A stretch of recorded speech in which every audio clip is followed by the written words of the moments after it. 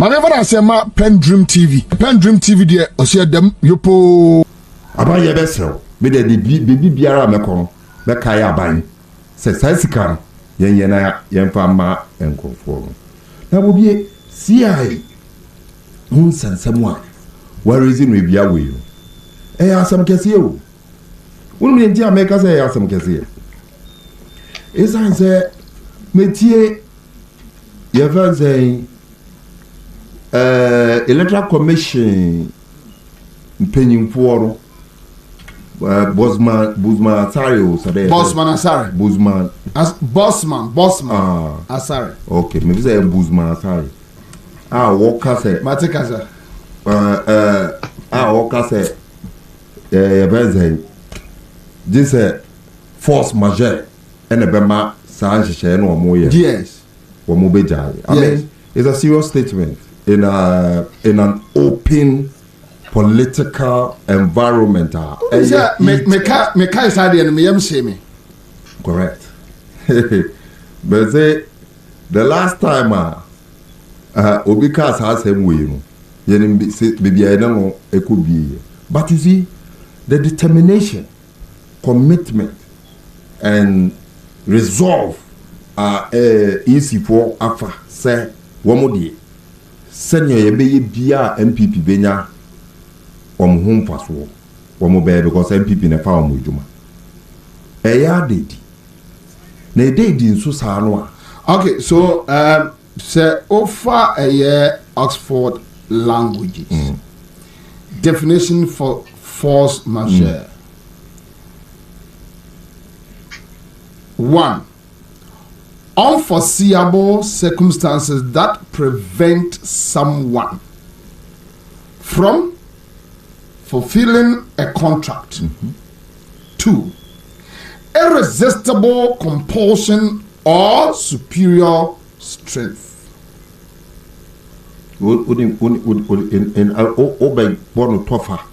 Na obeka no otwika samwa me de meka say aginyame.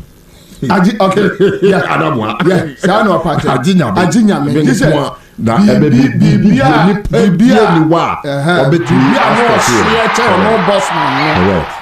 Enti wo mo mutie yen mpanyimfo e wo man Ghana mu. Na nze yan bia em say electoral commissioner we kura na started side anamotu no. Say all frefre chief imam mu ayemfo akese ne asofo mpanyimfo bi say wo mo be ye council. Say on the American advisory board bi ama electoral commission. Me feel say it is not only meant for the 2020 election. E ku bi a wo ma part ho. Mesre say ku no say so mo ati sa asem we a wo mo kan kire papa ne so wo betwe sa asem no nsan. Because this is a clear, manifestation of his thinking. Ono ne MPP ne won ne bo e won na adi wo musica ama back out because say referee okodi match e catch obi before the match and say mo an she jersey red and I just said na park mo so mo bobo bi na mo de mo jersey aba na dia say home match o say away match na nkofo no so di jersey aba serious me see aha na asem no nyina wo. So we are making the referee are taking high line position we. That clearly it should tell you that the referee is not fit to continue in the game. Maybe some NDC can say that is the reason why the J. Mensa-led electoral commission are very difficult. Am I say you know mo ebedi. Na bobi mama mbisasa. Yeah. 2 years ago and I say 3 years ago. Yeah, but about 2020. Yeah. NDC could be the same scenario. I catch a Ghana phone and said there is no need to change our voter register because say issues now easy areas. No more register now. Yeah. You can just only contest some of the things they say, but I'm gonna register. One more say one of the critical issues are easy areas say and nothing or be change voter register. The fact is also minors. Yem register. Yewra, and that chairman, I said, don't get here. Eka say, now say minus wo you are free more. Another one.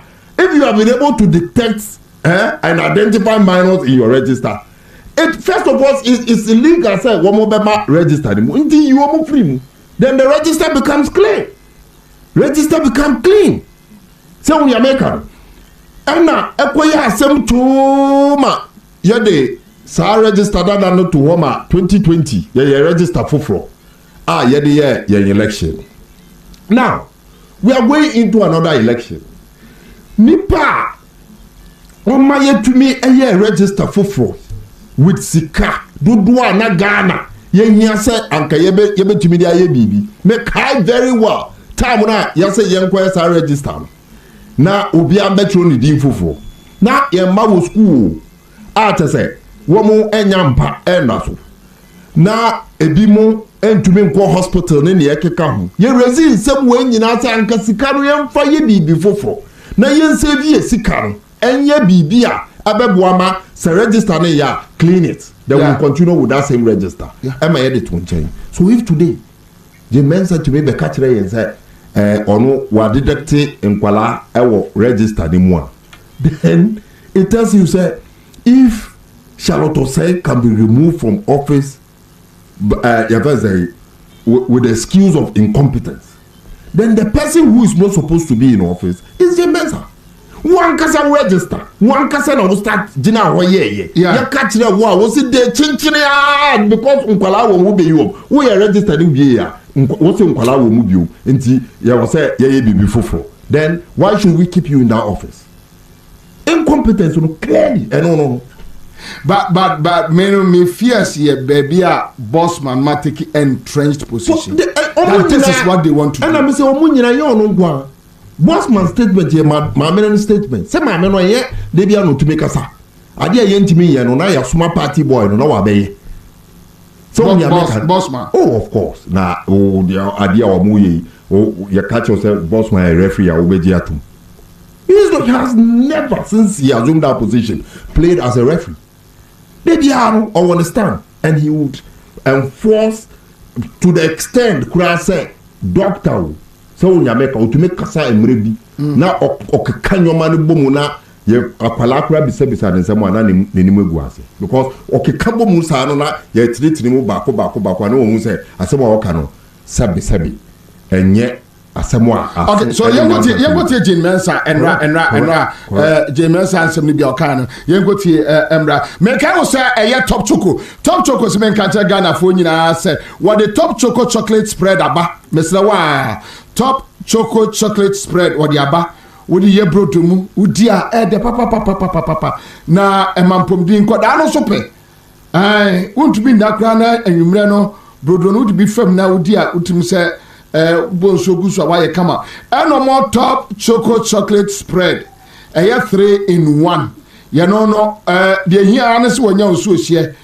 media ya na mpeni code wodi gusu na de ice kakratum na mosi ase yire de na ya no nya free base papa da adadwunu nya wisa ye kama se why fine top choco amafo onye bie mo ambese mutu eton 0243033033 monsa ebetimi aka okay so ye go tie and some of the that the continuous registration exercise will minimize the busing of prospective.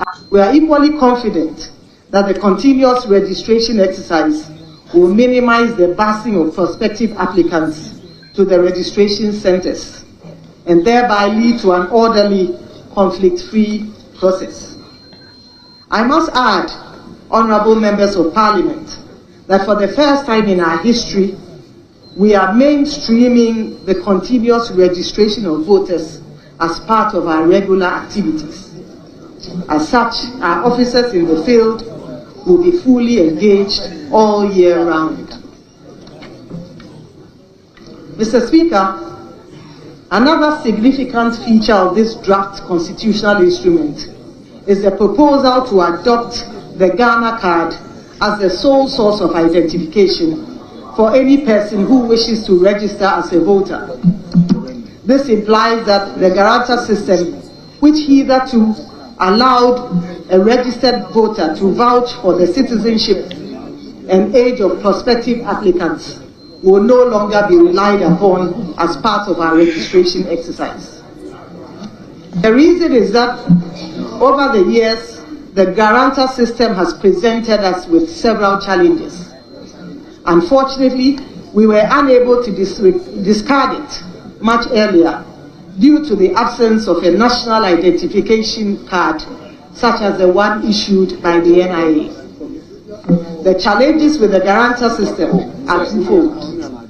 First of all, it opens the door for registered voters or guarantor contractors to guarantee and vouch for persons who are less than 18 years old.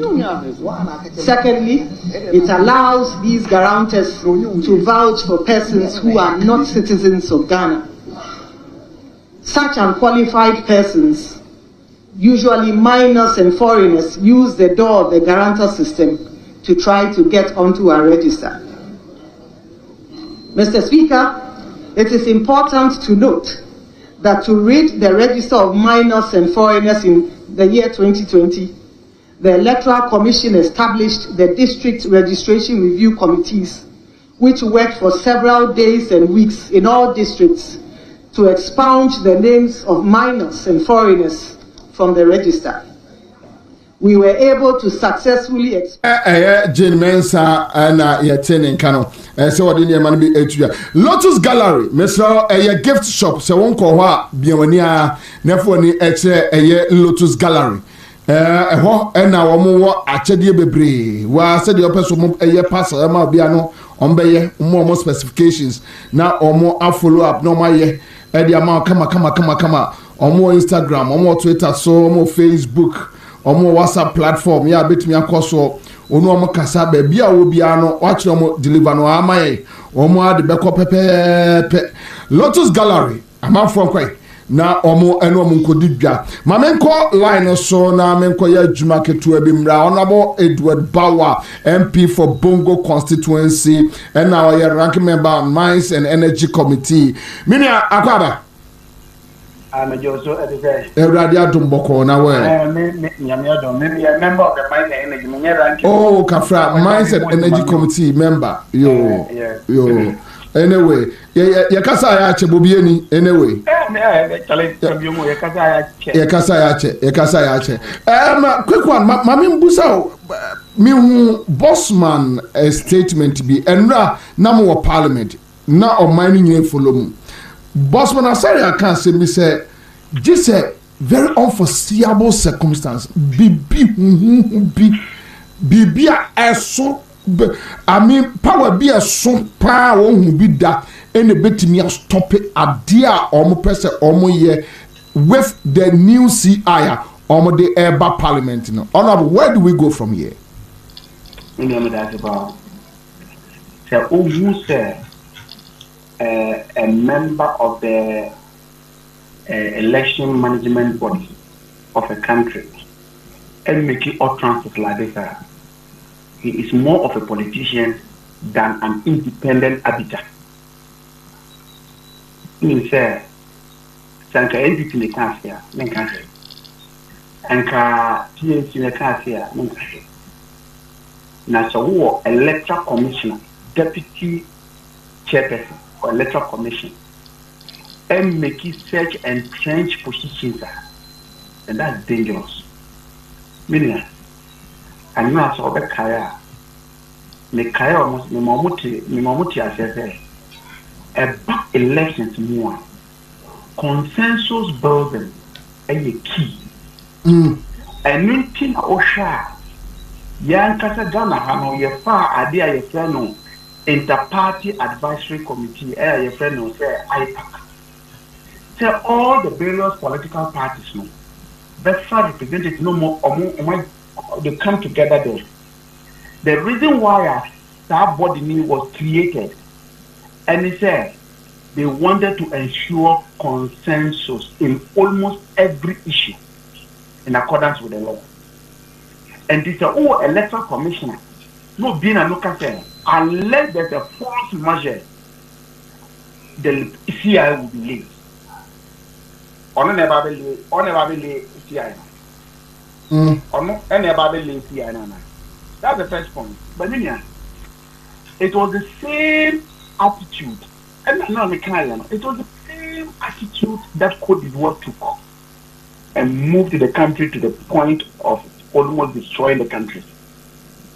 When or moved by force, even in the face of people protesting, or passing a law to make some people not to be citizens and hence cannot either vote or even contest for public office. It's the same thing the Electoral Commission way through the introduction of this year. A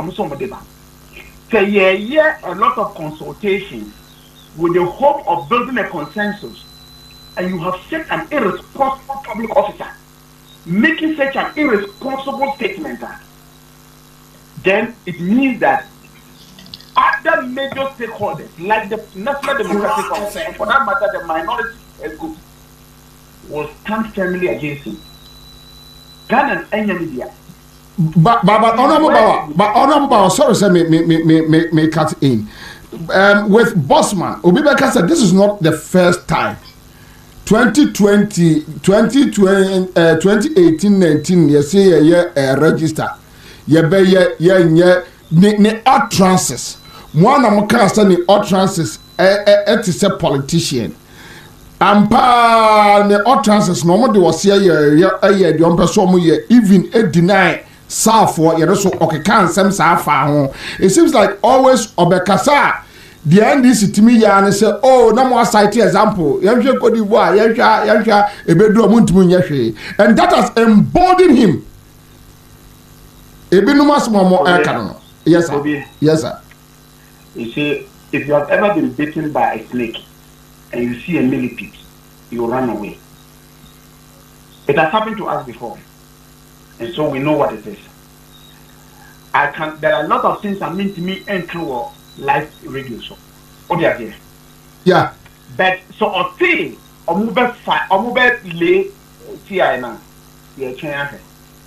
I thought what you would be doing was to have insisted on the fact that encouraging all the parties, say, we should try and see how we can build consensus. But by all means, this thing will be laid unless there's a force majeure. We'll create a force majeure for him. We'll create a force majeure for him. You see, look, I think that there are sound legal and moral arguments and the opposition and for that matter, civil society and minority. That is the Electoral Commission is minded to consider them. At the Electoral Commission, it is purely against the Constitution. Constitution clearly in Article 42. Every citizen of Ghana of 18 years or above and of sound mind has the right to vote and is entitled to be registered as a voter for the purposes of public elections and referenda. That and then the Constitution and a Constitution because of that, you can't see tier 91, tier 126 now. Cover public elections. The only thing necessary to be able to be registered is that you must have proof of citizenship. And to prove of citizenship, and the issue of passport and then guarantor system. Guarantor system means then, I may say, with this is here. Have 8 years one. Do much. I do want you. Do a dear want you. And I'm saying the banner. Now, the person because all your gun and because maybe again and in the man will see again. My guarantee, man. Another or your minia. Another or your dear men in the 2 hole. Men that see the same area, not your war no more. I will prove it all your gun. Guarantor system, no. And you do that on oath. And often, even Electoral Commission for Schedule 1, after the chance for running big.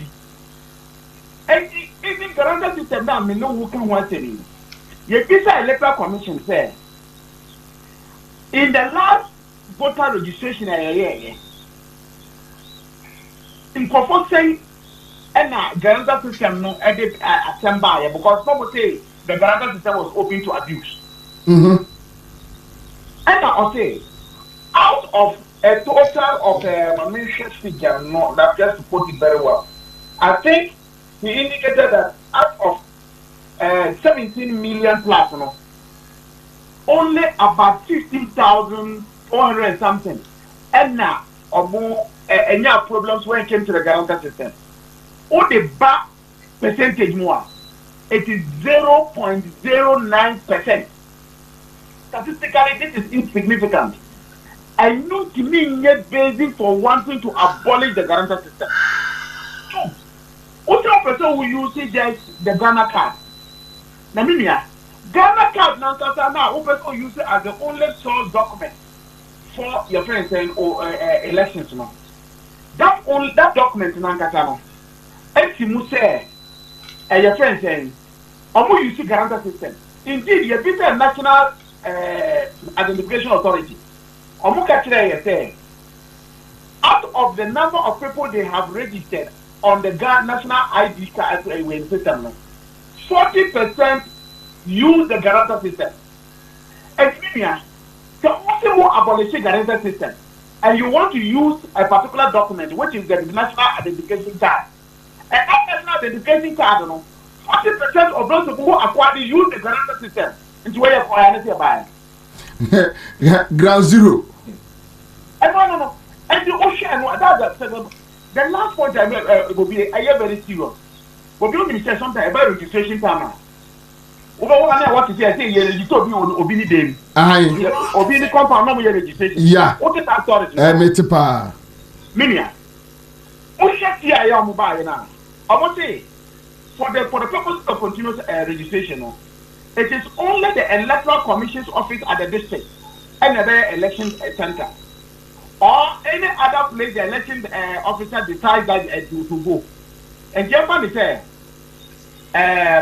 third problem I was having was everybody say the election office I was Bole. When you say Bamboy is part of Bole. Okay, I say Bole Bamboy is the same. Yeah. The furthest place from Bamboy to Bole is about 86 miles. And you will say, Obi Pese, Obi 18 years, not Opese, Oba, not be register our Electoral Commission office 1 month. He has to travel 86 miles in, register and travel 86 miles back.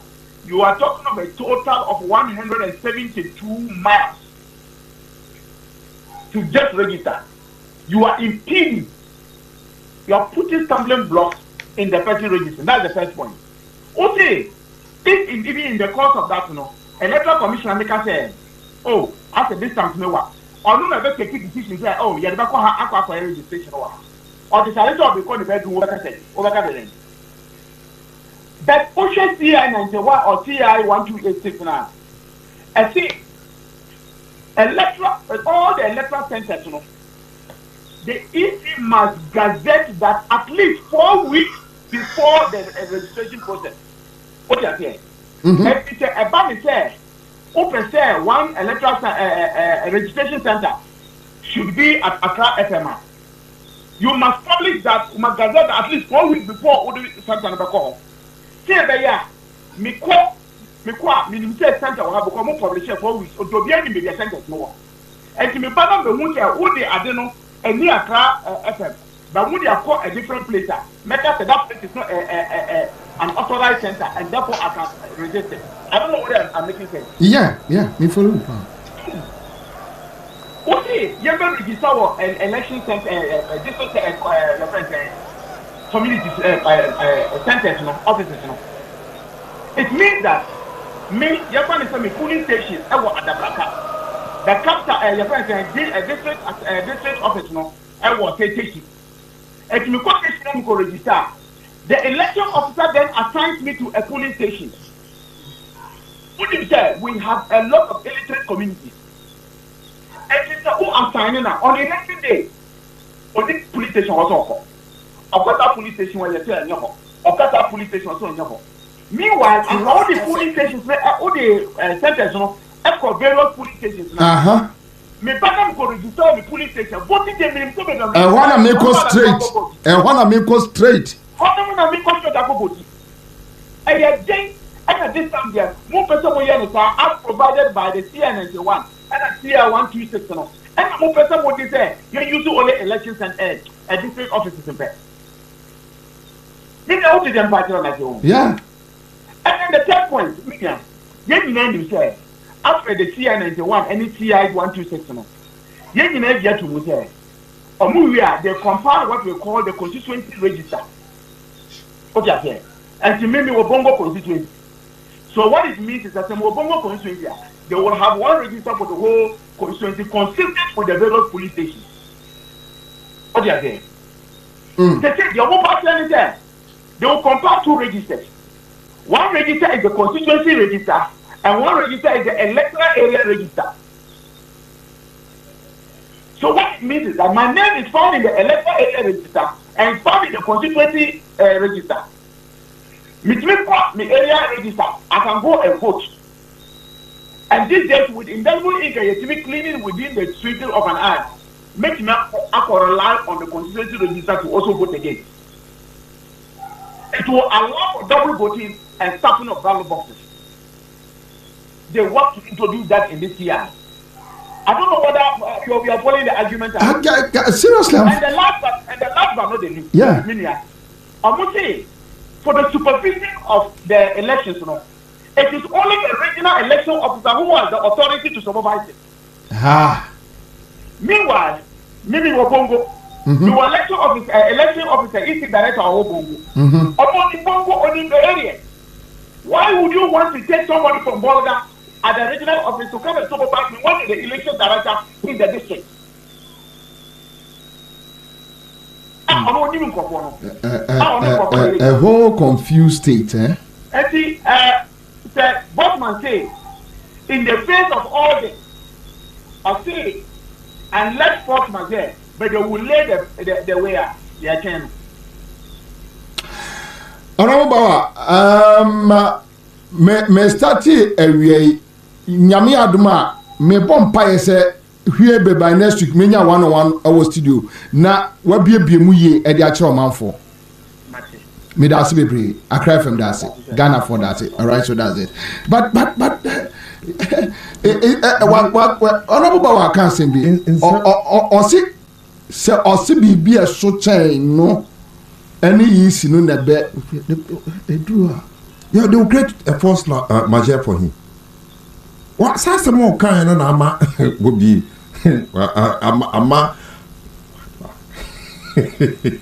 ama to say media about Makuma to me. Some say idea bit can the NDC do it? Because we have been here before. NDC Kasa we have been here before. That is my point. Will be about to be being told. And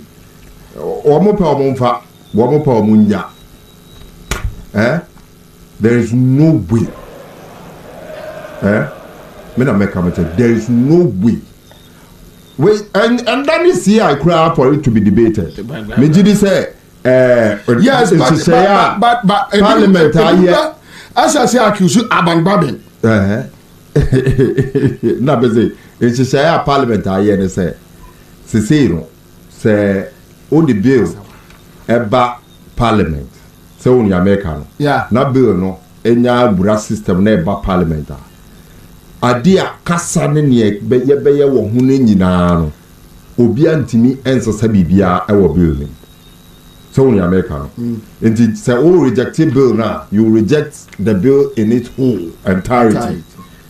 And now to say you accept it in its entirety. Inti na omoya nhihye e bi say okay now before a bill never back Parliament as a back Parliament no mumma muni committees no wo hu ND ni na nhihye e bi wo ho na bi wo ho a ye be ye free mo na ne ekeka ya ye ni nyina say bill ne back na yetumi debate. But the question is NDC bet to me I resist this idea. And yes, we have the next 2 minutes. And yes, sir, what will be to me? And yes, sir, mumu bet to me. And yes, sir, it has moved from the question of who bet to me. Obi wo NDC musisia be it parliament, be it national executive, be it constituency executive, be it branch executive, no one to me and defend the way to the last fiber of his body. Then you should move from there and give somebody else a chance. If you cannot defend this thing to go through, to stop it from going through, with the last blood, last drop of blood, they won't be found defending way, say ember through as NDC here, then look for a place, not parking, and there are a lot of people willing and able to defend the NDC party to it latter. So you make and they will come and join the queue, and we will go to succeed. Well, why I say so is the fact that, and that would hear MP before new attempt at defending the Electoral Commission, and our mona opaque ballot papers, one more yes, sign, one more reforms, BI, what MPP need be a casa with Terra, Cassini who. Why do I say so? Bobby, opaque ballot papers. Register you use pictures in the account. In 96 na use yaramwa. Yeah. From 1993 to 96 MPP were more parliament. No.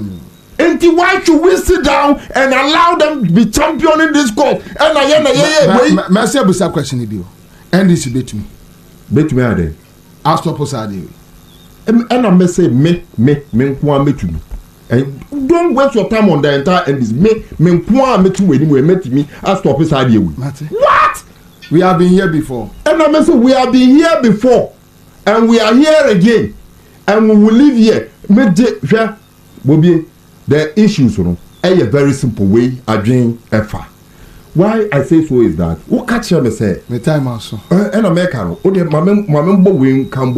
one major issue me the air can two cost.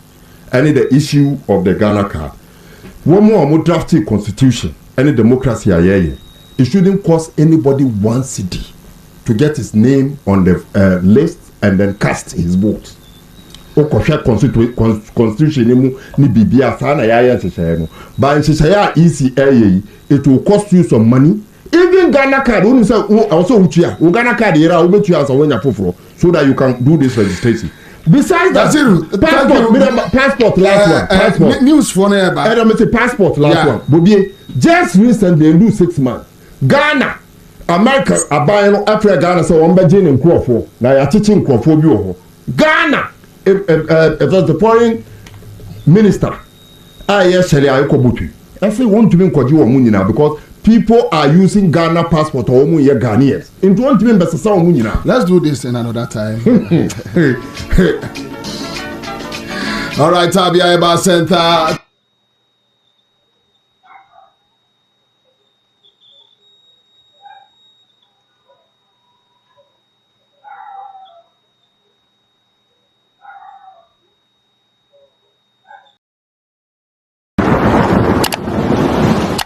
My never say PENDREAM TV. PENDREAM TV there. I see them yopo.